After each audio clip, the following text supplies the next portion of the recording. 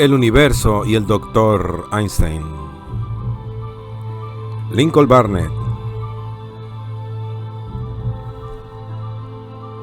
Parte 3. Capítulo 5. En su gran ensayo sobre el entendimiento humano, el filósofo John Locke escribió hace 300 años: es así como unas piezas de ajedrez que han quedado en el tablero. En las casillas donde las dejamos decimos que están todas en el mismo lugar o que no han sido movidas, aun cuando quizá el tablero ha sido llevado, entre tanto, de un cuarto a otro. Del tablero también decimos que está en el mismo lugar en que estaba si permanece en la misma parte del camarote, aunque quizá el navío que lo contiene haya estado navegando durante todo ese tiempo. Y del navío se dice que está en el mismo lugar mientras guarda la misma distancia que las partes de la costa vecina, aunque quizá la tierra ha girado mientras tanto. De tal suerte que tanto las piezas de ajedrez como el tablero y el navío han mudado todos de lugar respecto a cuerpos más remotos.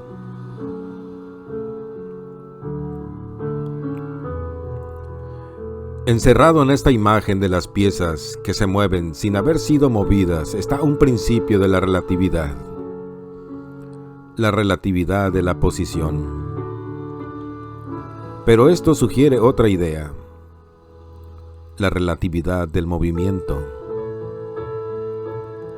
Cualquiera que haya viajado en ferrocarril sabe con qué rapidez pasa un tren que viaja en dirección contraria y cómo parece que casi no se mueve cuando ese tren viaja en la misma dirección. Una variante de este efecto puede ser muy engañosa en una estación cerrada como la terminal Grand Central de Nueva York. A veces, un tren comienza a moverse con tal suavidad que los pasajeros no lo notan.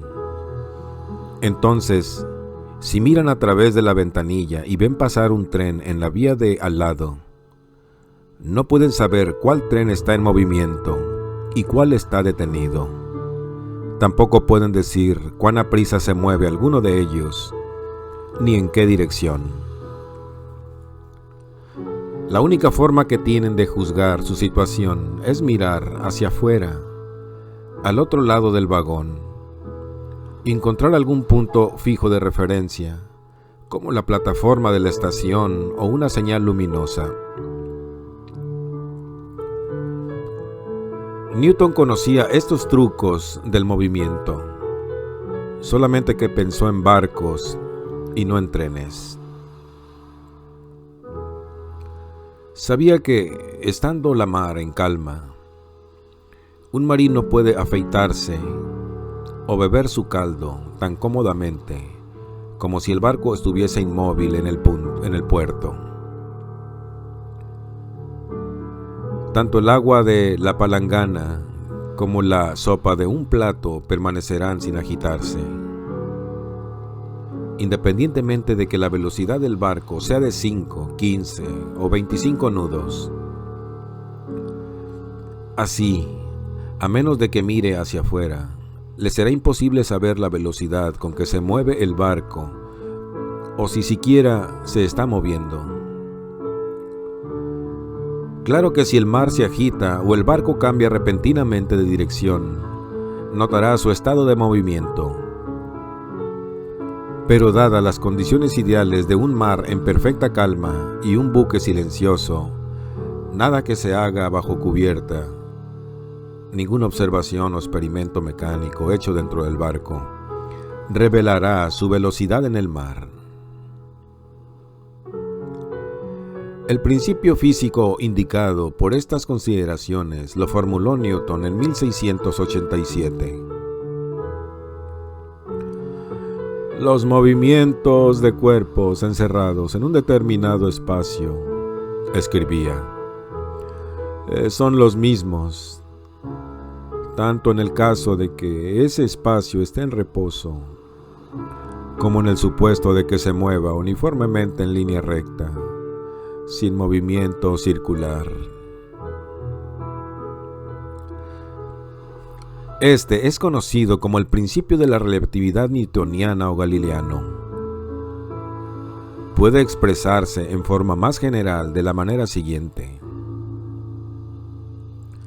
Las leyes mecánicas que son válidas en un lugar, lo son igualmente en cualquier otro, que se mueva uniformemente en relación al primero. La importancia filosófica de este principio estriba en lo que dice acerca del universo, ya que la mira de la ciencia es explicar el mundo en que vivimos, como en todo y en cada una de sus partes. Para el científico es esencial poder confiar en la armonía de la naturaleza. Debe creer que las leyes físicas que le son reveladas en la Tierra son en verdad leyes universales. Cuando Newton relacionó la caída de una manzana con el girar de los planetas alrededor del Sol, encontró una ley universal. Y a pesar de que ilustró su principio del movimiento relativo con un barco que navega, estaba realmente pensando en la Tierra. Para todos los fines ordinarios de la ciencia, la Tierra puede considerarse como un sistema estacionario. Podemos decir, si queremos, que las montañas, los árboles y las casas están en reposo, y que los animales, automóviles y aviones están en movimiento. Pero para el astrofísico, la Tierra, lejos de estar en reposo, gira en el espacio vertiginosa y complicadamente. A más de su rotación diaria alrededor de su eje, a la velocidad de 1600 kilómetros por hora, y de su revolución anual alrededor del Sol, a la velocidad de 30 kilómetros por segundo, la Tierra describe también varios movimientos giratorios menos conocidos. Contra lo que la gente cree, la Luna no gira alrededor de la Tierra. Giran la una alrededor de la otra, y más exactamente, alrededor de un centro de gravedad común. Todo el sistema solar, además, se mueve dentro del sistema estelar local a la velocidad de 20 kilómetros por segundo. El sistema estelar local se mueve dentro de la Vía Láctea a la velocidad de 300 kilómetros por segundo. Y la Vía Láctea se aleja de las remotas galaxias externas a la velocidad de 160 kilómetros por segundo, y todos en diferentes direcciones. A pesar de que Newton no pudo conocer la complejidad total de los movimientos terrestres, le preocupó el problema de distinguir el movimiento relativo del movimiento absoluto en un universo aturdidamente atareado. Sugirió que en las remotas regiones de las estrellas fijas, o quizás más allá de ellas, podría existir algún cuerpo en reposo absoluto, pero admitió que esto no se podía comprobar usando un cuerpo celeste al alcance de la visión humana. Por otro lado, Newton pensó que era factible que el espacio mismo sirviese de marco de referencia, al cual el girar de las estrellas y galaxias pudiera referirse en términos de movimiento absoluto. Consideraba el espacio como una realidad física, estacionaria e inamovible, y aunque no pudo fundar esta convicción con argumentos científicos, se aferró a ella apoyándose en la teología. Para Newton, el espacio representaba la divina omnipresencia de Dios en la naturaleza. En los 2 siglos siguientes pareció que el punto de vista de Newton prevalecería, por cuanto, al desarrollar las teorías ondulatorias de la luz, los científicos encontraron necesario dotar al espacio vacío de propiedades mecánicas. Sintieron la necesidad de suponer que el espacio era una especie de substancia. Aún antes de Newton, el filósofo francés Descartes arguyó que la mera separación de los cuerpos por una distancia probada la existencia de un medio entre ellos.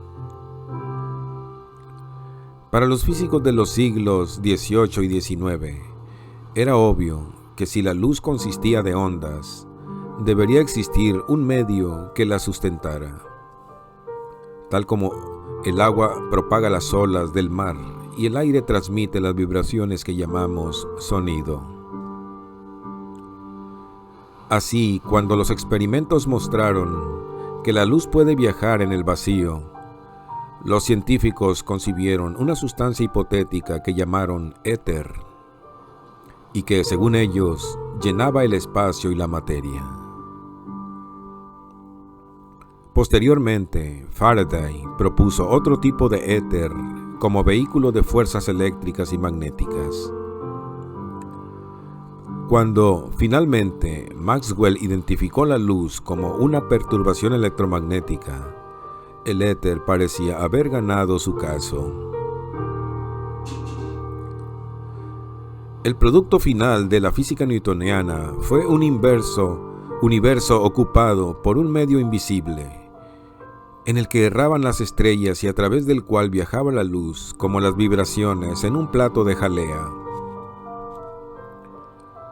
Proporcionó un modelo mecánico para todos los fenómenos conocidos de la naturaleza y además el marco fijo de referencia, el espacio absoluto e inmutable que la cosmología de Newton requería.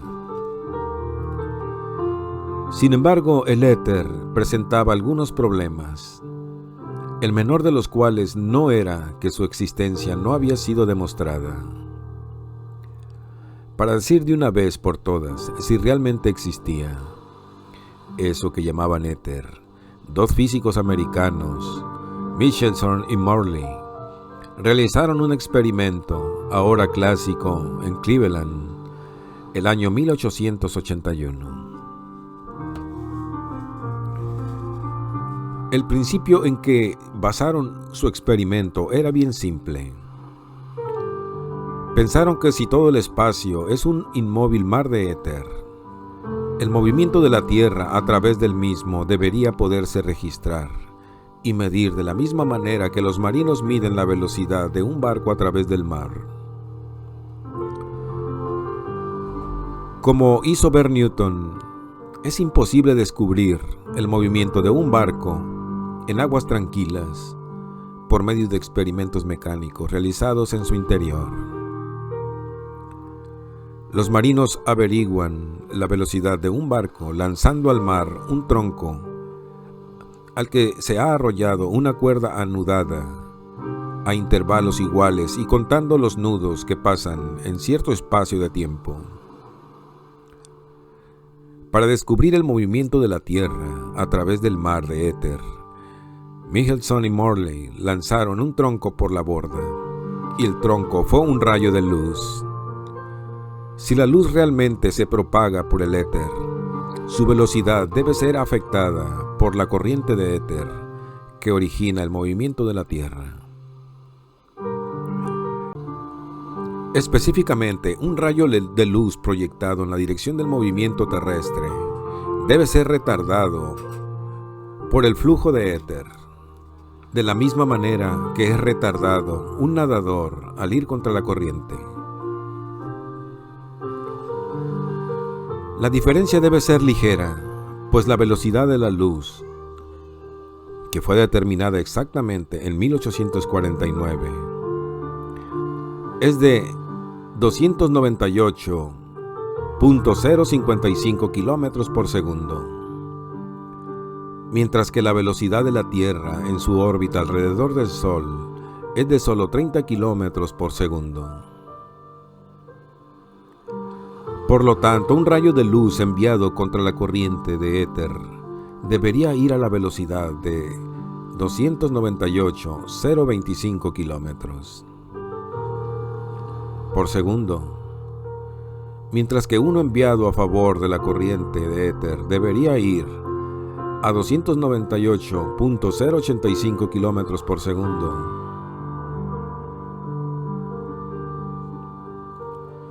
Con esta idea en mente, Michelson y Morley construyeron un instrumento de tal precisión que podía registrar variaciones de fracción de kilómetro por segundo en la enorme velocidad de la luz. Este instrumento, que llamaron interferómetro, consistía de un grupo de espejos colocados de manera tal que un rayo luminoso podía ser dividido en dos y lanzado en diferentes direcciones al mismo tiempo. El experimento se planeó y ejecutó con tal cuidado que no se podía dudar de sus resultados. Y el resultado fue el siguiente: no había diferencia alguna en la velocidad de los rayos luminosos, cualquiera que fuese su dirección. El experimento de Michelson y Morley enfrentó a los científicos a una embarazosa disyuntiva. Podían desechar la teoría del éter, que había explicado tantos fenómenos acerca de la electricidad, el magnetismo y la luz. O, si insistían en conservar el éter, tenían que desechar la venerable teoría copernicana de que la Tierra se mueve.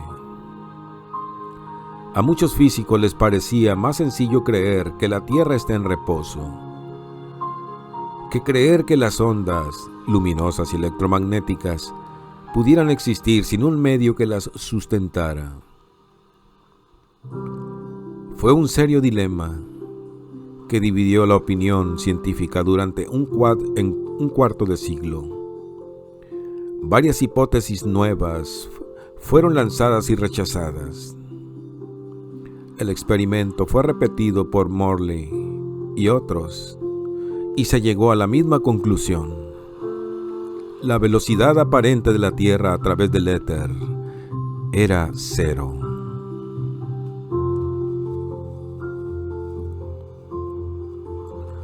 Capítulo 6.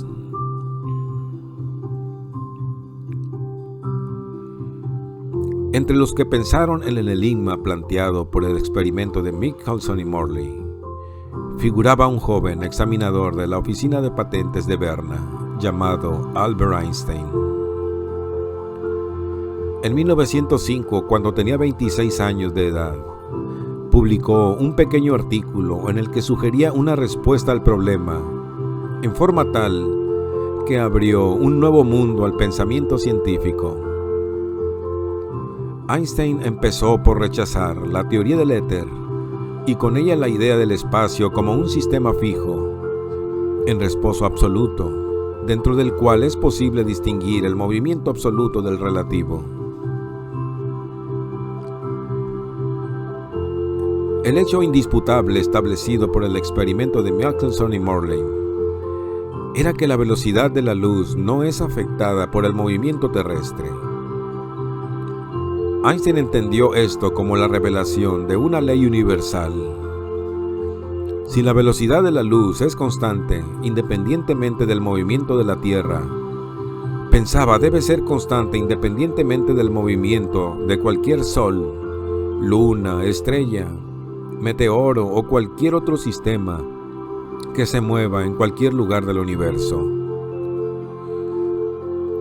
De esto dedujo una generalización más amplia y aseguró que las leyes de la naturaleza son iguales para todos los sistemas que se mueven uniformemente.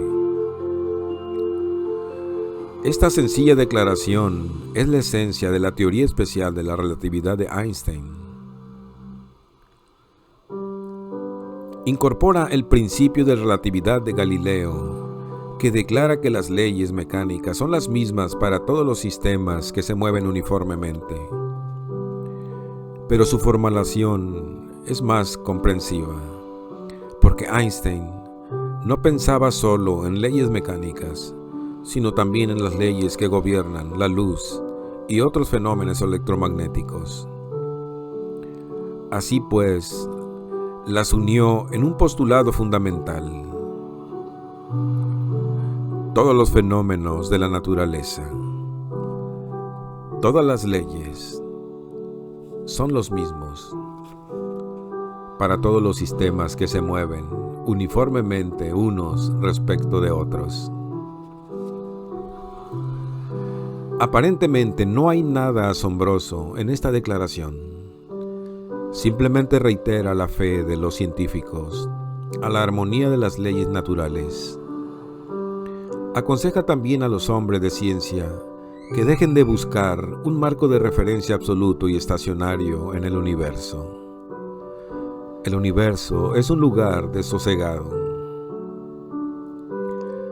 Estrellas, nebulosas, galaxias y todos los sistemas gravitacionales del espacio están en incesante movimiento. Pero sus movimientos pueden describirse únicamente relacionándolos unos con otros, ya que en el espacio no hay direcciones ni fronteras. Es fútil, además, que los sabios traten de descubrir la velocidad real de cualquier sistema usando la luz como vara de medir, debido a que la velocidad de la luz es constante en todo el universo y no la afecta el movimiento de su fuente o de su receptor.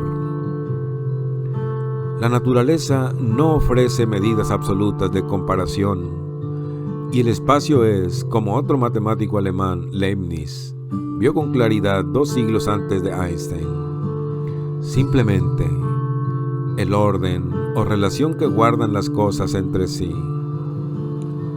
Sin cosas que lo ocupen, no es nada. Junto con el de espacio absoluto, Einstein descartó el concepto de tiempo absoluto, es decir, de un flujo constante, invariable e inexorable del tiempo, que fuera desde el pasado infinito hasta el futuro infinito.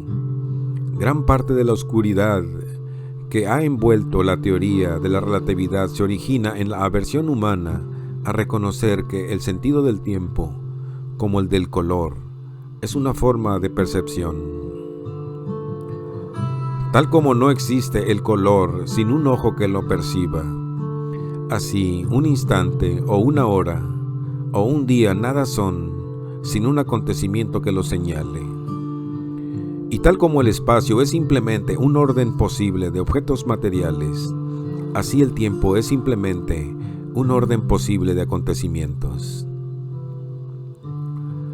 La subjetividad del tiempo se explica mejor en las propias palabras de Einstein.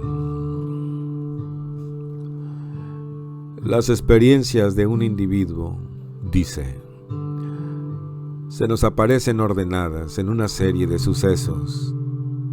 En esta serie, los sucesos que recordamos están ordenados de acuerdo con el criterio de antes o después.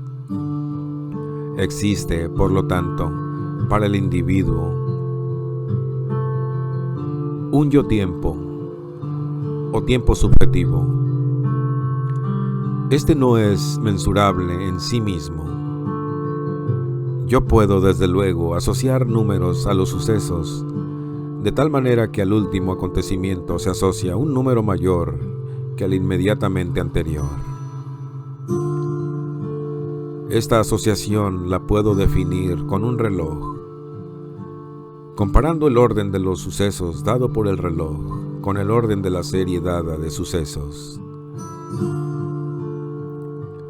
Entendemos por reloj algo que nos proporciona una serie de sucesos que pueden ser contados. Al referir nuestras propias experiencias a un reloj o calendario, hacemos del tiempo un concepto objetivo. Sin embargo, los intervalos de tiempo medidos por un reloj o un calendario no son cantidades absolutas impuestas al universo por un edicto divino. Todos los relojes usados por el hombre han sido acordados con nuestro sistema solar. Lo que llamamos una hora es en realidad una medida en el espacio, un arco de 15 grados en la rotación diaria aparente de la esfera celeste. Y lo que llamamos un año es simplemente una medida del avance de la Tierra en su órbita alrededor del Sol. Un habitante de Mercurio, sin embargo, tendría nociones muy diferentes del tiempo, ya que Mercurio hace su viaje en torno al Sol en 88 días terrestres y en ese mismo periodo gira una sola vez sobre su eje. Así, en Mercurio, un día y un año son la misma cosa. Pero nuestra noción del tiempo pierde sentido cuando la ciencia estudia zonas alejadas de la vecindad del Sol. Porque la relatividad nos dice que no existe un intervalo fijo de tiempo que sea independiente del sistema a que se es referido. No existe la simultaneidad. No existe el ahora, independiente del sistema de referencia. Por ejemplo, una persona en Nueva York puede telefonear a un amigo en Londres, y a pesar de que son las 7 p.m. en Nueva York y medianoche en Londres, podemos decir que están hablando al mismo tiempo. Pero esto se debe a que ambos residen en el mismo planeta y sus relojes están engranados al mismo sistema astronómico. La cosa se complica cuando tratamos de saber, por ejemplo, lo que sucede en la estrella Arturo en este momento. Arturo está a 33 años luz de distancia.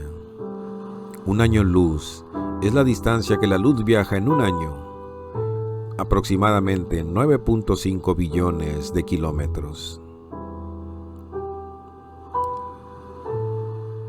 Si intentásemos comunicarnos con Arturo por radio en este momento, nuestro mensaje tardaría 38 años en llegar a su destino.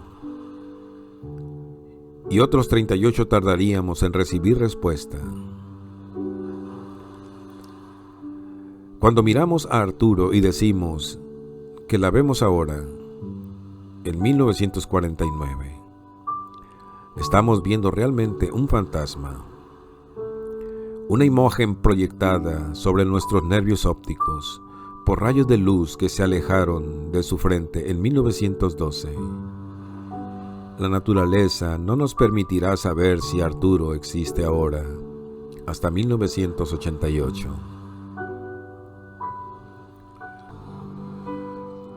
A pesar de estas reflexiones, es difícil para el hombre sujeto a la Tierra aceptar la idea de que este instante que él llama ahora no puede aplicarse a todo el universo. Sin embargo, en su teoría especial de la relatividad, Einstein prueba mediante una irrefutable sucesión de ejemplos y deducción que no tiene sentido hablar de sucesos que acontezcan simultáneamente en sistemas no relacionados. Su razonamiento se desarrolla de la siguiente manera. En primer lugar, debemos darnos cuenta de que el científico, cuya tarea es describir los acontecimientos físicos en forma objetiva, no puede usar términos subjetivos como esto, aquí y ahora. Para él, los conceptos de espacio y tiempo cobran significado físico únicamente cuando las relaciones entre sucesos y sistemas han sido definidas. Y le es constantemente necesario, al tratar las formas complejas de movimiento, como la mecánica celeste, la electrodinámica, etc., relacionar las magnitudes encontradas en un sistema con las que aparezcan en otro. Las leyes matemáticas que definen esta relación son conocidas con el nombre de leyes de transformación. La transformación más sencilla puede ilustrarse con un hombre que pasea sobre la cubierta de un barco. Si camina hacia adelante, en dirección a proa, a la velocidad de 3 kilómetros por hora, y el barco navega a 12 kilómetros por hora, entonces la velocidad del hombre con respecto al mar es de 15 kilómetros por hora. Si camina en sentido contrario, su velocidad relativa al mar es 9 kilómetros por hora. Como variante, podemos imaginarnos una campana de alarma que suena en un cruce de vías. Las ondas sonoras producidas por las campanas se difunden a la velocidad de 400 metros por segundo. Un tren se acerca al cruce a la velocidad de 20 metros por segundo. Por lo tanto, la velocidad del sonido relativa al tren es de 420 metros por segundo cuando el tren se acerque a la campana de alarma, y de 380 metros por segundo tan pronto como el tren rebase la campana. Esta simple adición de velocidades se basa en un obvio sentido común y ha sido aplicada a problemas de movimiento compuestos desde la época de Galileo. Sin embargo, serias dificultades se originan cuando se usa en conexión con la luz. En su artículo original sobre la relatividad, Einstein subrayó estas dificultades recurriendo a otro ejemplo ferroviario. De nuevo, tenemos un cruce marcado ahora con una señal luminosa que emite la luz a lo largo de la vía a la velocidad de 298,055 kilómetros por segundo. Velocidad constante de la luz, denotada en física por la letra C minúscula. Un tren se dirige hacia la señal luminosa con una velocidad dada v. Así, por la adición de velocidades, concluimos que la velocidad de la luz relativa al tren es de c más v cuando el tren se acerca a la señal y c menos v cuando el tren rebasa la señal. Pero este resultado está en contradicción con el experimento de Michelson-Morley, que demostró que la velocidad de la luz no es afectada por el movimiento de su fuente o de su receptor. Este hecho curioso ha sido confirmado por el estudio de las estrellas dobles que giran alrededor de un centro de gravedad común. El análisis cuidadoso de estos sistemas móviles ha demostrado que la luz proveniente de las estrellas que se acerca llega a la Tierra con la misma velocidad que la luz de la estrella que se aleja. Como la velocidad de la luz es una constante universal, no puede ser afectada en el problema ferroviario de Einstein por la velocidad del tren.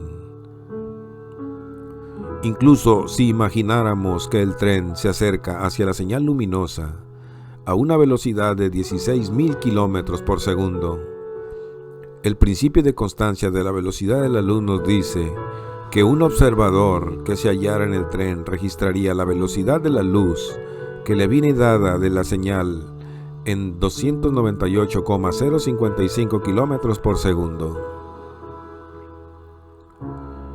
El dilema presentado por esta situación es mucho más complicado que un acertijo de los periódicos dominicales. Einstein vio que el problema estribaba en el conflicto irreconciliable entre su creencia en, número 1, la constancia de la velocidad de la luz, y número 2, el principio de adición de velocidades.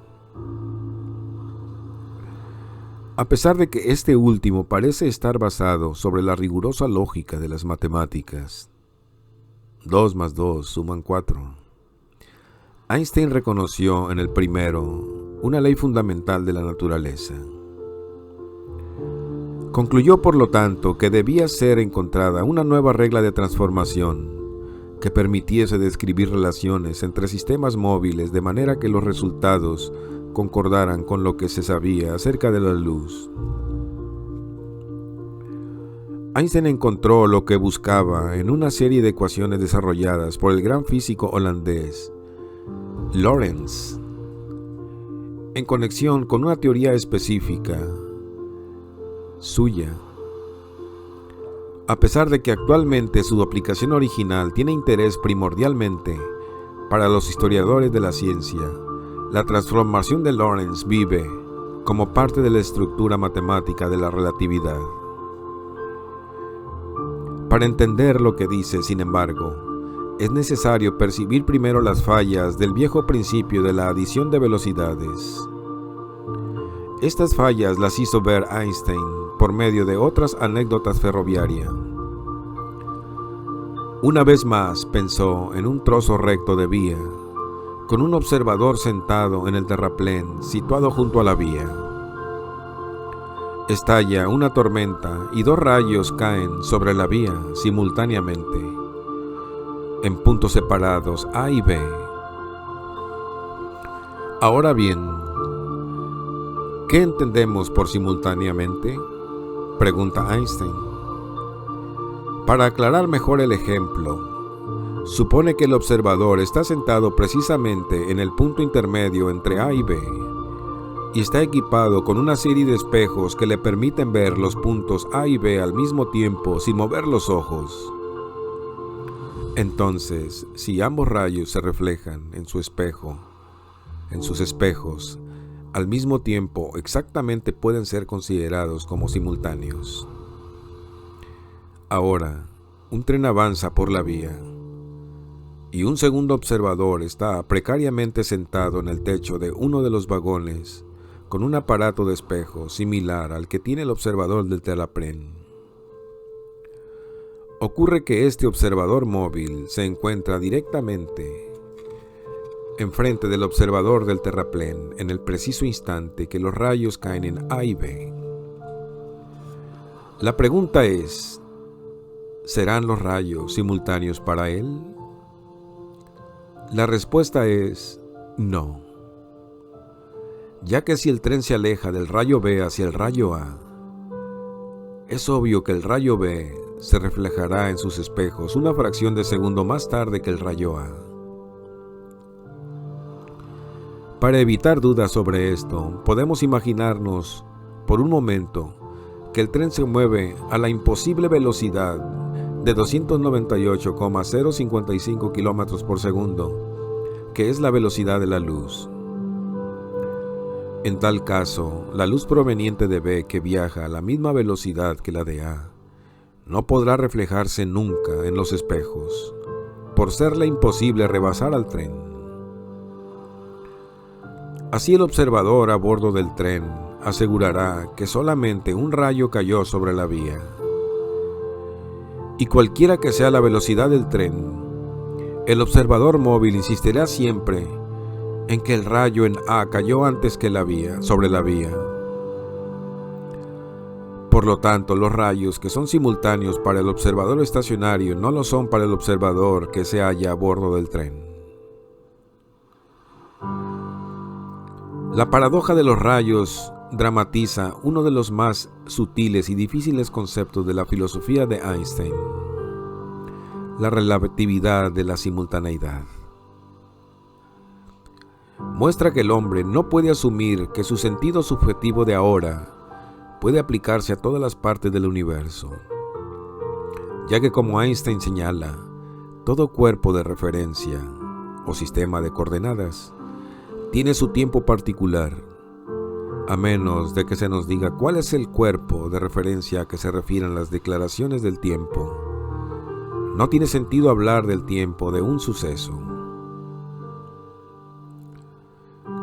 La falacia oculta en el viejo principio de adición de velocidades estriba, por lo tanto, en su suposición tácita de que la duración de un suceso es independiente del estado de movimiento del sistema de referencia. En el caso del hombre que se pasea por la cubierta de un barco, por ejemplo, Se supuso que si caminaba 3 kilómetros en una hora, registrada por el reloj del barco, su velocidad sería la misma que la registrada por un reloj estacionario, anclado en el mar. Se asumió además que la distancia que recorría en una hora tendría el mismo valor en relación a la cubierta del barco, el sistema móvil, que en relación al mar, el sistema estacionario. Esto constituye una segunda falacia de la adición de velocidades, ya que la distancia, como el tiempo, es un concepto relativo y no existe un intervalo espacial que sea independiente del estado de movimiento del sistema de referencia.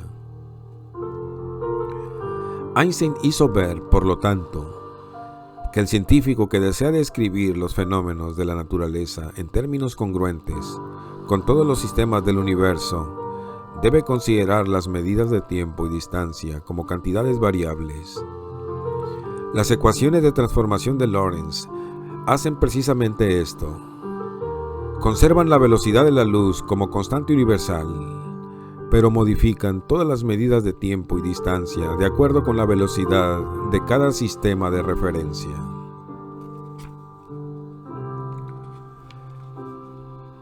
Así, aunque Lorentz había desarrollado sus ecuaciones para un problema específico, Einstein las convirtió en la base de una formidable generalización, y a la estructura de la relatividad le añadió otro axioma. Las leyes de la naturaleza preservan su uniformidad en todos los sistemas cuando se relacionan mediante la transformación de Lorentz. En el lenguaje abstracto de las matemáticas, la significación de este axioma es poco visible para el profano, pero en física una ecuación nunca es una abstracción pura, es simplemente una especie de forma taquigráfica de expresión que los científicos consideran convenientes para describir los fenómenos de la naturaleza. A veces es también una piedra roseta con la cual los físicos teóricos pueden descifrar las regiones secretas del conocimiento. De esta forma, por deducción del mensaje escrito en las ecuaciones de transformación de Lorentz, Einstein descubrió nuevas y extraordinarias verdades sobre el universo físico.